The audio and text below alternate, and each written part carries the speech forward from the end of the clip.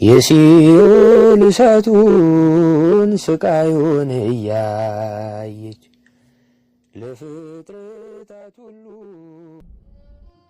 የአብርሃም ልጆች ብትሆኑ የአብርሃምን ሥራ ትሰሩ ነበረ። አብርሃም እሰይ ገብረ ከመዝ አብርሃም እናንተ የምትሰሩትን ሥራ አልሰራም። ከተመሳቀለ ጎዳና ላይ ቤቱን ሰርቶ የወጣ የወረደውን ያለፈ ያገደመውን እንግዳ ሲቀበል ይኖር ነበር እንጂ። አንትሙሰ ተፈቅዱ ተቅተሉኒ ብእሴ ጻድቀ ዘጽድቀ ነግረክሙ። እኔ ግን ከባሕሪ አባቴ በሕልውና የመከርኩትን የማስተምራችሁን ጻድቀ ባሕሪ እውነተኛ የባሕሪ አምላክ እውነተኛ መምህር የምሆን እኔ የማስተምራችሁን ትምህርት ንቃችሁ ልትገድሉኝ ትፈልጋላችሁ። አብርሃም እንኳን ደግ መምህር አግኝቶ ሊገል ከመንገድ ያለፈውን ሰው ሁሉ እንጀራ ሲያበላ ይውላል። እናንተ የአብርሃም ልጆች አይደላችሁም ብሎ ጌታ ወቀሳቸው የኦሪትን። ስለዚህ ምን አደረገ? ብዙሃን ጽዋን ህዳጣን ህሩያን በኦሪት ስም በእግዚአብሔር ሕዝብነት የተጠሩ ብዙዎች ናቸው። የእግዚአብሔር ባለሟል የሆኑ ግን ጥቂቶች ናቸው። ከ600,000 እስራኤል ወጥቶ የወረሱት ግን ስንት እንደሆኑ ታውቃላችሁ? ካሌብና ኢያሱ። ከግብፅ እግዚአብሔር ያወጣው ሕዝብ ስንት ነው? 600,000። ርስት የወረሰ ግን ስንት ነው? 2 ሰው። አይገርማችሁ? ለምን? በትዕቢቱ በበደሉ በአንጎርጓሪነቱ ሁሉ ረግፎ ቀረ። የእግዚአብሔር ሕዝብ መባሉን ስሙን ይዘውታል። በረከቱንም ይፈልጋሉ። ለበረከቱ ግን ሕግ አይፈጽሙ። እግዚአብሔር የሚላቸውን አያደርጉም። እግዚአብሔር የሚሰጠው እንግዲህ ይፈልጋሉ። እነዚህ ነበረ የተመረጡ ጥቂቶች የተባሉ። እስራኤል ያልገቡት ጣዖት እያመለኩ ዝሙት እየዘሞቱ የእግዚአብሔርን ነቢያት እየነቀፉ ካህናትን እየሰደቡ መስዋዕቱን እያቋረጡ እየተጠራጠሩ ስላስቸገሩት መሬት ላይ ያስቀራቸው። 40 ዓመት 40 ቀን ሊያስገባቸው የነበረውን ሀገር መንገድ እየጠፋቸው እንደገና ይውላችሁ። እስራኤል 40 ዓመት ተጓዙ ሲባል እንዲሁ እግዚአብሔር ዝም ብሎ ዚዮ ላይ እንዲረግጡ እያረጋቸው ማለት አይደለም። ምን ማለት ነው? እግዚአብሔር 40 ቀን ሊያስገባቸው የነበረውን መንገድ እነሱ ለጽድቅ ዳተኛ ስለሆኑ ምን ያደርጋቸዋል? የማያውቁትን መንገድ 40 ቀን እንዲጓዙ ያደርጋቸዋል። እንዲጓዙ ያደርግና ሲጠፋቸው አይ ለካ ተሳስተን መተን ብለው መልሰው ተነሱበት ይመጣሉ። እንደገና ይጓዛሉ። ለይግቡ ጸላይቴ ድኅሬሆሙ ያለው ቅዱስ ዳዊት እንደዚህ ያለውን ወደ ኋላ አድጓነስ መሆን ተጉዞ ወደ ኋላ መመለስ እንዲያሉ ሳይገቡ ቀሩ። መጠራት ሳይሆን መመረጥ ነው የሚያድነው። ስለተጠሩበት መዳን የለም። እኒህ ናቸው ለሰርጉ ሳይገቡ የቀሩት የሰርግ ልብስ ያለበሱ የተባሉ።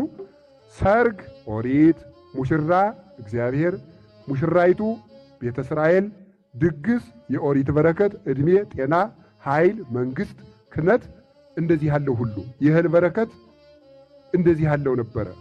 በረከቱን አጡት። ለምን? የሰርግ ልብስ ያለበሰ የሰርግ ድግስ አይበላም። የኦሪት ሕግ ያልጠበቀ የኦሪት በረከት አይበላም። ተነቀሉ ማለት ነው። ከርስት የነቀላቸው ምን ማለት ነው? የሰርግ ልብስ አለመልበሳቸው ነው። ሁለተኛ ቤተ መንግሥተ ሰማያት ለልጁ ሰርግ ያደረገ ንጉሥን ትመስላለች። ሰርግ ስጋዌ፣ እስቲ ስጋዌ በሉ። ስጋዌ እንዳትሉ ስጋዌ በሉ እንጂ አጥብቁ። ጋን አጥብቋት። እዚህ ጋ ሲሏችሁ ብቻ ነው የምታጠብቁ እንዴ? ስጋዌ በሉ እስቲ። ስጋዌ ጋን አጥብቋት እንጂ አጥብቁት በደንብ። ስጋዌ ማለት ምን ማለት ነው? የአምላክ ሰው መሆን ማለት እስኪ በሉ። ወይም ተዋሂዶ ማለት ነው። ይሄ ምን ይባላል? የቤተ ክርስቲያን ሰርጓ የክርስቶስ ሰው መሆን ነው። ሙሽራ ማን ትሆናለች ሲባል እመቤታችን። እስኪ እመቤታችን በሉ። ሙሽራ ማን ይሆናል? ወልድ በሉ እንጂ። እሺ የሙሽራው አባት ማን ነው? አብ። ሙሽራይቱ ማን ናት? እመቤታችን። በጣም ጥሩ። የሙሽራይቱ መንግሥተ ሰማያት ስጋዌ ማለት ነው። መንግሥተ ሰማያት ስጋዌ ሰርግን ትመስላለች ማለት የክርስቶስ ሰው መሆን ምን ትመስላለች ማለት ነው? ሰርግን ትመስላለች። ዮሐንስ ወንጌል ምዕራፍ 2 ላይ ስንመለከት እንዲህ ይላል፣ ወአመሳልስት ዕለት ከብካብ ኮነ በቃና ዘገሊላ። በሦስተኛው ቀን በቃና በገሊላ ዕጣ በምትሆን በቃና ሰርግ ተደረገ። ሦስተኛው ቀን ያሉትን ሊቃውንት ተረጉሙ ምን ይላሉ? ማክሰኞ። እሱን ይተውትና ወደ ወርቁ ሄደው ዘመነ አበው፣ ዘመነ ኦሪት፣ ዘመነ ሐዲስ ሦስተኛው ቀን ተባለች ማለት ነው።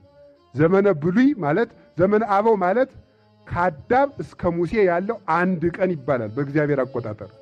በእግዚአብሔር ሺህ ዓመት አንድ ቀን ስለሆነ ሁለተኛ ቀን የተባለ ደግሞ ከሙሴ እስከ ክርስቶስ ያለችው ናት።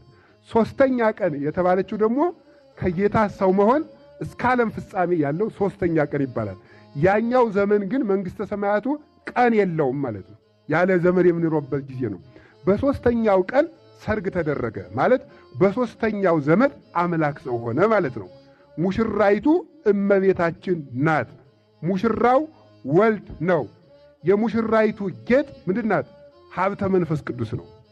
ሰርጎ መንፈስ ቅዱስን የተጌጠች እመቤታችን ልቡናዋ በወርቀ ንጽሕና ያጌጠ፣ ሕሊናዋ በወርቀ ንጽሕና ያጌጠ፣ ሕዋሳቷ በንጽሕና በቅድስና ያጌጡ መራት ዘመንፈስ ወአኮ መራት ዘሥጋ መንፈሳዊት ሙሽራ እንጂ ሥጋዊት ሙሽራ ያይደለች ማለት ነው።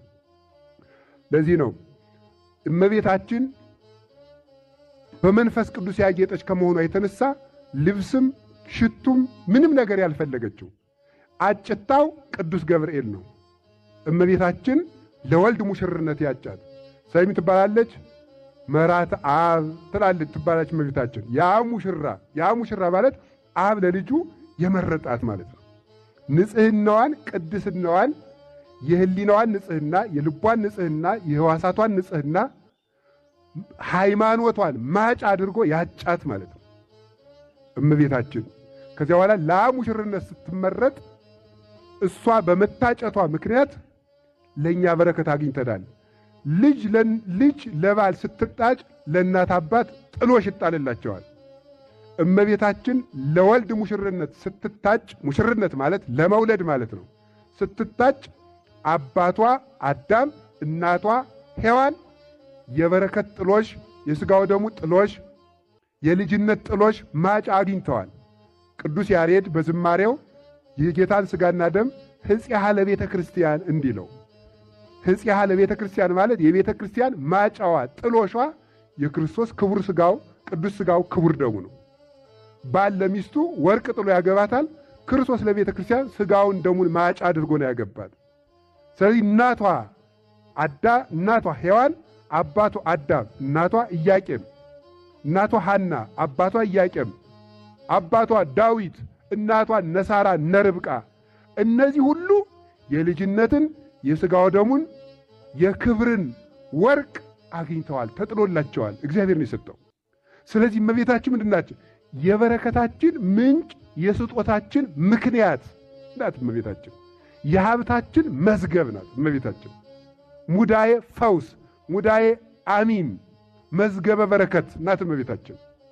የስጦታችን ምንጭ የጌጣችን እናት እመቤታችን ናት። አሁን ልብ በሉ እንግዲህ ከዚያ በኋላ ሐሳብ ምንድን ነው?